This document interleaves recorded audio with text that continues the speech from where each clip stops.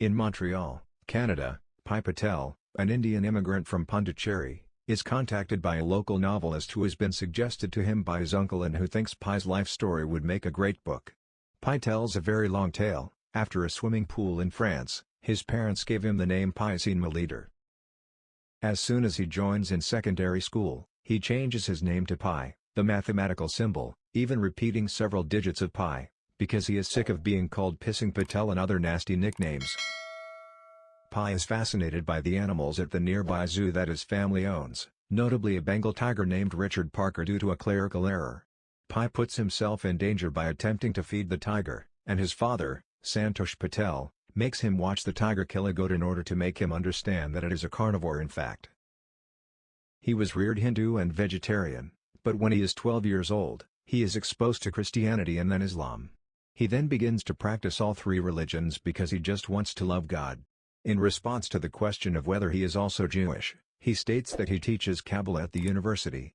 In order to secure the future of his children, Pi's father decides, when Pi is 16 years old, to close the zoo, move his family to Canada, and sell the zoo animals.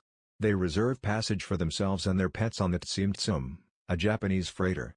When speaking brutally to Pi's mother, Gita Patel, on board the ship, Pi's father gets into a dispute with the cook. Pi is on deck admiring the storm one night when the ship is hit by a powerful storm and starts to sink.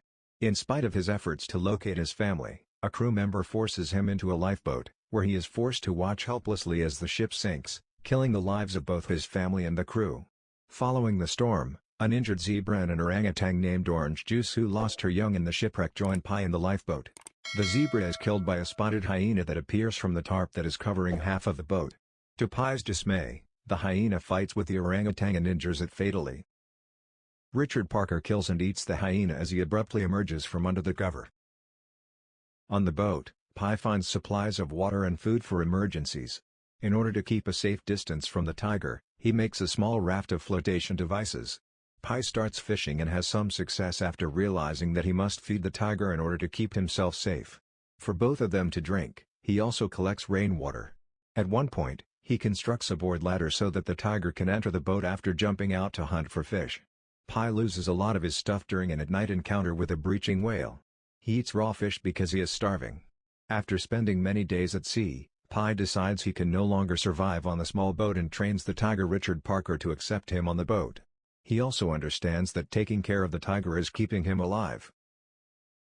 Nearing the end of their endurance after spending further weeks at sea, they arrive on a floating island that is home to a forest, freshwater lakes, and a sizable population of meerkats. Richard Parker and Pi both rehydrate by eating and drinking freely. The fresh water on the island, however, turns acidic at night, digesting all of the dead fish that have died in the pools, turning it into a hostile environment. At night, the tiger comes back to the lifeboat.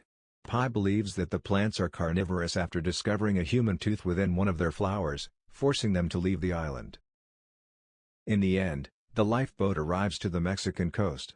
Richard Parker finally makes it back to land and stumbles away from Pi before stopping at the edge of the jungle. The tiger should have turned to face Pi and given him an acknowledgement, but instead, he took a moment looking around the jungle before entering. Pi lies in the sand, too frail to follow. When he is taken to the hospital by a group of people who have saved him, he cries because the tiger left without him.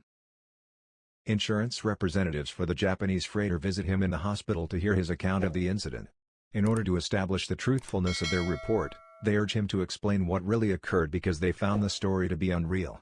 He responds with a less fanciful but equally detailed description of being in the lifeboat with his mother, the cook, and a sailor who had broken his leg. The cook in this tale murders the sailor so they can use him as bait and food. Later, after a battle, Pi's mother pulls him onto a smaller raft for safety, and the cook stabs her as she plunges into the water with the sharks. Later, Pi comes back to get the knife and ends the cook's life. The author makes connections between the two tales in the present. Richard Parker, the tiger, represented Pi, while the orangutan represented Pi's mother, the zebra served as the ship's captain, the hyena served as the cook.